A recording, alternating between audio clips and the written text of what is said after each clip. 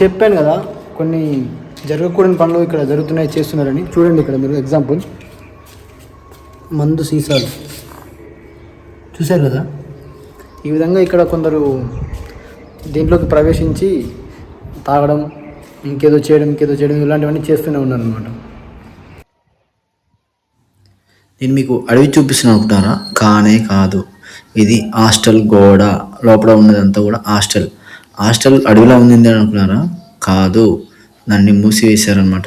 ఎందుకు ఏమిటి అనేది మనం ముందు తెలుసుకుంది. ఇక్కడ చూడండి, దీనికి గేట్ ఉంది కానీ దానికి తాళం లేదు, ఏమీ లేదు.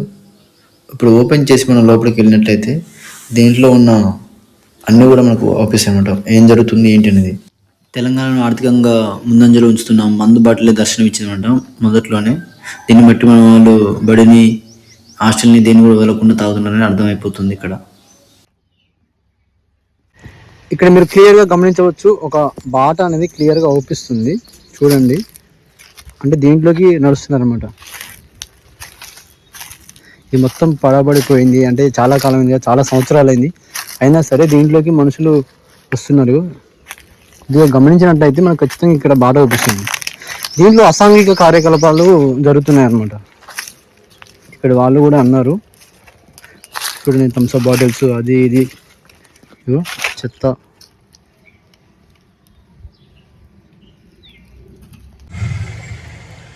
నమస్తే, నేను మీ పిఎన్ఆర్. నేను మీకు చూపించబోయేది హాస్టల్. అడవి అనుకున్నారు కదా, అడవి కాదు ఇది, ఇదంతా కూడా హాస్టల్. చూడండి, కానీ వాడకంలో లేక ఇలా తయారైపోయింది. సో దీంట్లోకి వచ్చి చెట్లు కొట్టుకొని పోతున్నా. చూడండి,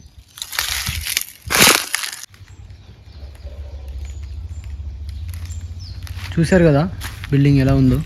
విద్యార్థులతో కలకలాడాల్సిన బిల్డింగ్ విలువెల్లాడుతుంది ఎవరూ లేక. దీనికి కారణం ఎవరు? ఇప్పుడు మనం గమనించవచ్చు, ఇది అప్పట్లో వాడిన రిజిస్టర్. ఇది 2010 సంవత్సరానికి. ఇక్కడ మనం ఈ హాస్టల్ సూర్యాపేట జిల్లాలోని ఎల్లపల్లి గ్రామంలో నిర్మించబడింది అనమాట.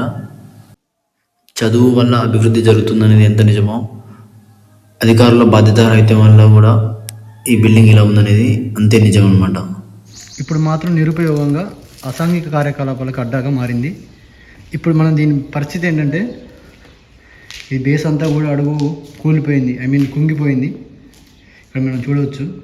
మన వాళ్ళ కట్టడాలు ఎంత స్ట్రాంగ్ అనేది ఇప్పుడే తెలుస్తుంది. స్ట్రాంగ్ అనేది చూడండి ఒకసారి.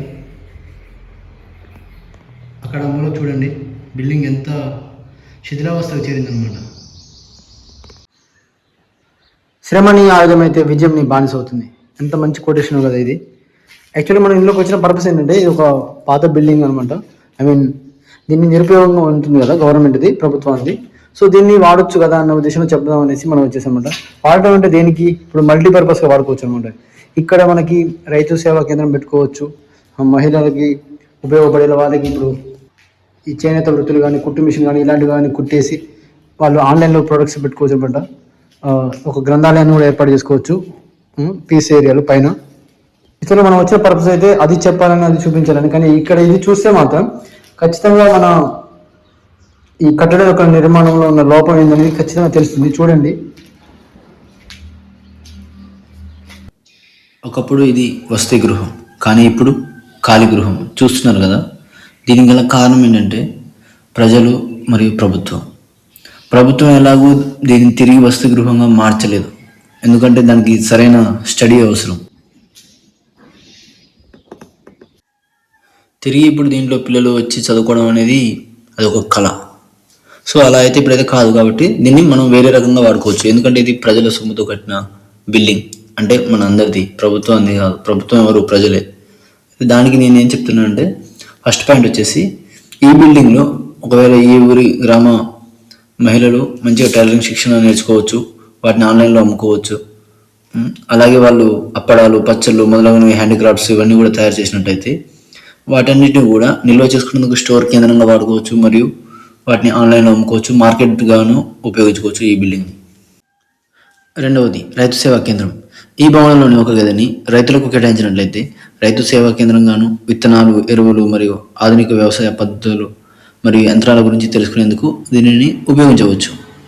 అలాగే ఏఐ, ఆర్టిఫిషియల్ ఇంటెలిజెన్స్, దీనిని ఉపయోగించి రైతులు సాగు ఖర్చులు తగ్గించి అధిక దిగుబడి సాధించవచ్చు. అది ఎలా అంటారా? పంట తెగుళ్ళు మరియు ఆరోగ్యం అంటే పంట ఆరోగ్యం వీటిని ముందుగానే గుర్తిస్తుంది అనమాట. దానికి సంబంధించి మన భారతదేశంలోని ఈ క్రిషాడ్ రూపొందించిన ప్లాంటిక్స్ యాప్. ఈ యాప్లో మనం పంటకు సంబంధించిన ఫోటోలు తీసి అప్లోడ్ చేస్తే కనుక సమస్యను గుర్తించి దాని నివారణను కూడా మనకి సూచిస్తుంది. దాని గురించి మనకు తెలియాలంటే ఇక్కడ ఇంటెలిజెన్స్ క్లాసెస్ అనేవి జరపాలి ఏఐకి సంబంధించి. ఆ విధంగా కూడా ఇందులో ఒక గదిని మనం వాడుకోవచ్చు అనమాట. అలాగే ఏఐకి సంబంధించిన సెన్సార్లు, డ్రోన్లు ఉంటాయి. వాటిని పంట ఆరోగ్యాన్ని కూడా పర్యవేక్షించవచ్చు వాటిని వాడి. సో అందుకోసమని అలా కూడా ఇందులో ఒక గదిని వాడుకోవచ్చు. ఇకపోతే మూడవ పాయింట్ మీ సేవ, ఈ సేవ, సిఎస్సి కామన్ సర్వీస్ సెంటర్ మరియు మినీ బ్యాంకింగ్, అలాగే వృద్ధాప్య పింఛన్లు, వితంతు పింఛన్లు మొదలైనవి కూడా ఇక్కడ ఒక గదిని ఉపయోగించవచ్చు, ఇక్కడ ఇవ్వవచ్చు. ఇప్పుడు నేను ఇక్కడ ఉండి నేను పైకి వెళ్తున్నాను మెల్లిగా. అసలు పైన ఎలా ఉంది ఏంటి అక్కడ పరిస్థితి ఏంటి అనేది తెలుసుకుందాం.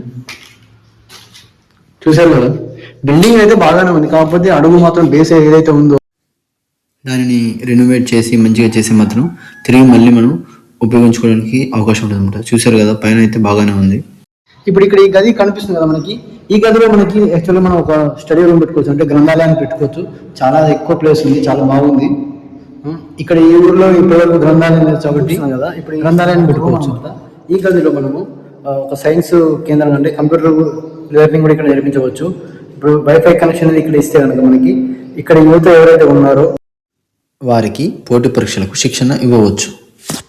ఈ పైకప్పు గురించి మనం మాట్లాడుకోవాలంటే ఇక్కడ మనం సోలార్ ప్లేట్స్ని వాడి ఉచిత విద్యుత్ అంటే సౌరశక్తి నుంచి జనరేట్ అయిన విద్యుత్ మనం ఈ బిల్డింగ్కి సంబంధించిన అన్ని అవసరాలకు వాడుకోవచ్చు అనమాట. అంటే ప్రత్యేకంగా మనం విద్యుత్ తయారు చేసే దానికి అమౌంట్ అనేది ఖర్చు అవుతుంది. సో ఇలా మనం సౌరశక్తిని వాడుకోవాలి. ఈ ఎదురుగా కనిపిస్తున్న గ్రౌండ్లో కూడా ఓపెన్ జిమ్ ఏర్పాటు చేసి ఇక్కడ యువకులందరూ కూడా వచ్చేసి జిమ్ చేసుకోవడానికి కూడా చాలా పనికి వస్తుందన్నమాట. ఈ ఇంత పెద్ద హాస్టల్కి దీని చుట్టూ కూడా ట్రాక్ ఏర్పాటు చేస్తే కనుక ఉదయం కానీ సాయంత్రం కానీ యువత కానీ పెద్దవాళ్ళు కానీ చిన్నవాళ్ళు కానీ ఎవరైనా సరే వచ్చేసి వాకింగ్ చేయడానికి చాలా వీలుగా ఉంటుంది. ఇదంతా కూడా చూడండి, ఆల్మోస్ట్ ఆల్ ఇది ఒక 100-120 మీటర్ల పొడవు ఉందన్నమాట. దీని చుట్టూ ఒక 200 మీటర్స్ ట్రాక్ అనేది ఈజీగా ఏర్పడుతుంది. ఈ విధంగా ఈ భవనాన్ని కనుక మనం మల్టిపుల్ పర్పస్లో వాడుకుంటే కనుక ఈ గ్రామం ఆదర్శ గ్రామంగా ఎదుగుతుందన్నమాట. చాలా అందరికీ ఆదర్శంగా ఉంటుంది. ఇది ఖచ్చితంగా గుర్తుపెట్టుకోవాలి. ప్రభుత్వ సొమ్ము ఇది, అంటే మన సొమ్ము, మన పైసలు వృధా అనమాట. కొన్ని లక్షల రూపాయలు దీని మీద వెచ్చించారు. సో ఇప్పుడు ప్రభుత్వం దీంట్లో అయితే తిరిగి హాస్టల్ని స్థాపించేంత అయితే లేదు, ఎందుకంటే ఉన్న ప్రభుత్వ పాఠశాలలోకి పిల్లలు ఎవరు వెళ్ళట్లేదు. సో అలా కాకుండా దీన్ని మల్టిపుల్ పర్పస్లో వాడుకోవాలన్నమాట. నేను చెప్పదలుచుకున్నది ఒకటే అనమాట, ఇలా నిరుపయోగంగా ఉన్న వాటిని ఇలాగే ఉంచకుండా కనీసము ప్రజలకు అవసరం పడేలా చేస్తే బాగుంటుంది. లేదు అంటారా, ప్రైవేట్ వ్యక్తుల చేతిలో ఇస్తే కనుక కాంట్రాక్ట్ పద్ధతిలో ఇచ్చినా సరే అంతో ఎంతో అమౌంట్ అనేది జనరేట్ అవుతుంది. అది మన గ్రామానికి సంబంధించి అభివృద్ధి పనులకు వాడుకోవచ్చు. ఇక్కడ ఇప్పుడు నా కనుక కనిపిస్తుంది కదా, ఇదంతా కూడా హాస్టల్ అనమాట. ఇక్కడ నుంచి దగ్గర దగ్గర ఒక 30 ఫీట్ల వరకు, 30 మీటర్ల వరకు కూడా ఇంకా హాస్టల్ ఉంది. ఇలా చూస్తున్నారు కదా, ఇవన్నీ చెట్లు పెరిగిపోయి మనకి ఏం అవపడట్లేదు. నేను చూపిస్తాను. ప్రహరీ కూడా చూడండి, ఆ ప్లేస్ అంతా కూడా హాస్టల్ అనమాట. ఇక్కడ నుంచి ఒక వరకు చెట్లు ఉన్నంత వరకు కూడా. సో ఇంత పెద్ద హాస్టల్ని మనం నిరుపయోగంగా ఇక్కడ ఖాళీగా ఉంచుతున్నాం అంటే ఆలోచించాల్సిన విషయం ఇది. దీన్ని చాలా రకాలుగా వాడుకోవచ్చు. అంబేద్కర్ నిలయం, ఈ బిల్డింగ్ని మల్టిపుల్ పర్పస్లో వాడుకోవచ్చు. మహిళా సంఘ భవనంగాను, కంప్యూటర్ కేంద్రంగాను, పోటీ పరీక్షలు నిర్వహించుకోవచ్చు, గ్రంథాలయంగాను వాడుకోవచ్చు, మరెన్నో రకాలుగా ఉపయోగించవచ్చు. ఇలా ఉంచుకుంటే మాత్రం మనకు మన పైసలు అనేది వృధా. సో ఇక్కడ చూస్తున్నాం కదా మనం, ఇవన్నీ ఒకప్పుడు పిల్లలకి గది గోడల మీద ఇవన్నీ కూడా చిత్రపటాలు వేశారనమాట. ఇప్పుడంటే ఫోన్లో ఉన్నాయి కానీ అప్పట్లో అలాంటిది ఏమీ లేదు. సో ఇవన్నీ చదివిన పాఠాలు వెంబడి గుర్తుండిపోయేలా ఉంటాయన్నమాట. చెప్పాను కదా, కొన్ని జరగకూడని పనులు ఇక్కడ జరుగుతున్నాయి, చేస్తున్నారని. చూడండి ఇక్కడ మీరు ఎగ్జాంపుల్, మందు సీసాలు చూశారు కదా. ఈ విధంగా ఇక్కడ కొందరు దీంట్లోకి ప్రవేశించి తాగడం, ఇంకేదో చేయడం ఇలాంటివన్నీ చేస్తూనే ఉన్నారు అనమాట.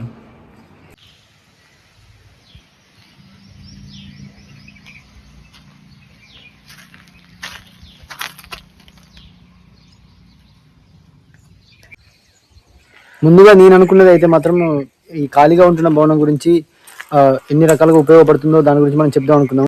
కానీ ఇక్కడ పరిస్థితి చూస్తే మాత్రం అది మరోలా ఉంది. అదేంటంటే ఇక్కడ మీరు చూస్తున్నారు కదా, ఈ భవనం అనేది ఒక 3 ఇంచుల మొత్తం కిందికి కుంగిపోయింది. అంటే దాంట్లో ఉన్న అడుగు ఏదైతే ఉందో అప్పుడు సరిగా గట్టిగా చేయలేదన్నమాట. మట్టి పోసారు, దాన్ని సరిగా తొక్కక ముందుకే, అది కుంగక ముందుకే నీళ్లు పోసి సరిగా సో కట్టేశారు, పైన తూతూ మంత్రంగా కట్టేశారు. సో అందుకని దాని ప్రతిఫలమే ఇదనమాట. ఇప్పుడు మీరు చూస్తున్నారు కదా, ఇదంతా ఈ పగుళ్ళన్నీ కూడా అదే అనమాట కారణం దీనికి. థ్యాంక్ గాడ్, భగవంతునికి మనము థ్యాంక్స్ చెప్పుకోవాలి. ఎందుకంటే దీన్ని ఎలాగో మూతపడించే వాటికి దీంట్లో పిల్లలు ఎవరు లేరు. ఒకవేళ పిల్లలు ఉండింటే మాత్రం ఖచ్చితంగా భయభ్రాంతులకు గురయ్యేవారు. చూడండి ఇక్కడ హాస్టల్ ఈ పరిస్థితి శిథిలావస్థకు చేరిందాలా ఉంది. నేను చెప్పాను కదా, ఇలా కూడా చెప్పాను పైన ఈ బాటిల్స్ అన్ని చూసారు కదా, ఇక్కడ జరగకూడని అన్ని జరుగుతున్నాయి, చేస్తున్నారు అనమాట. సో దాని ప్రతిఫలమే ఇది. ఇప్పటికైనా సరే ప్రభుత్వము అందరూ కూడా దీనికి సానుకూలంగా స్పందించి దీనిని మళ్ళీ కూలగొట్టి కొత్తది కట్టడమా, లేదంటే మరి ఇంకా దేనికైనా ఉపయోగించడమా అలాంటివి చేయాలి. ప్రైవేట్ వ్యక్తులు కనీసం ఒక 50 ఎస్ఎఫ్టీ లేదా 100 ఎస్ఎఫ్టీ ఉన్నా సరే దాంట్లో పలు రకాల అభివృద్ధి వ్యాపారం చేస్తారు, లేదంటే ఇంకేదైనా చేసినా పైసలు సంపాదిస్తారు. మరి ఎందుకు మన ప్రభుత్వం ఇంత స్థలాన్ని వృధాగా ఉంచుతుంది? మన ప్రజలకు ఉపయోగపడేలా ఎందుకు చేయట్లేదు? మనలో ఏ ఒక్కరు అభివృద్ధి చెందినా సరే ఒక కుటుంబం మొత్తం కూడా బాగుపడుతుంది. ఎందుకు ఆ విధంగా ఆలోచించట్లేదు? ఇకనైనా సరే ఈ విషయం ప్రభుత్వానికి తెలుసో తెలియదో నాకు తెలియదు, కానీ ఈ అధికారులైనా సరే ప్రభుత్వం ముందుకు చేరవేర్చి ఈ విషయాన్ని ఖచ్చితంగా అభివృద్ధి బాటలో నడపాలని కోరుకుంటున్నాను. జై హింద్.